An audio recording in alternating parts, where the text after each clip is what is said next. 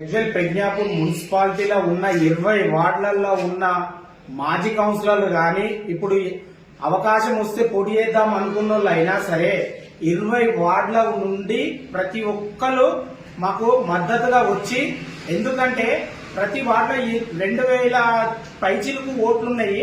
నిలబడే వాళ్ళకు అవకాశం రాకుండా పోతుంది. నిలబడదాం అనుకున్న వాళ్ళు ఖర్చులు ఎక్కువైతాయి. దయచేసి మల్లన్న సాగర్ గ్రామం ముప్పు బాధితులు కూడా మీరు కూడా ఆలోచించండి. ఎందుకంటే ఇవాళ మాకు జరిగిన అన్యాయం రేపు మీకు జరగవచ్చు. మీరు కూడా మాకు మద్దతు ఇచ్చి ఈ 20 వార్డులని కాస్త 30 వార్డులుగా చేసి మంచి చిన్నదైనా ఆనందంగా అందరికి అవకాశం వచ్చే విధంగా చేసుకొని పార్టీలకు అతీతంగా ధర్నాలు అవి ఇవి అన్ని చేసుకొని కూడా మనం 30 వార్డుల కాడికి అధికారుల దృష్టికి తీసుకెళ్లే సమయం ఉంటుంది. మేము ఆల్రెడీ కార్యాచరణ సిద్ధం చేసుకుంటున్నాము.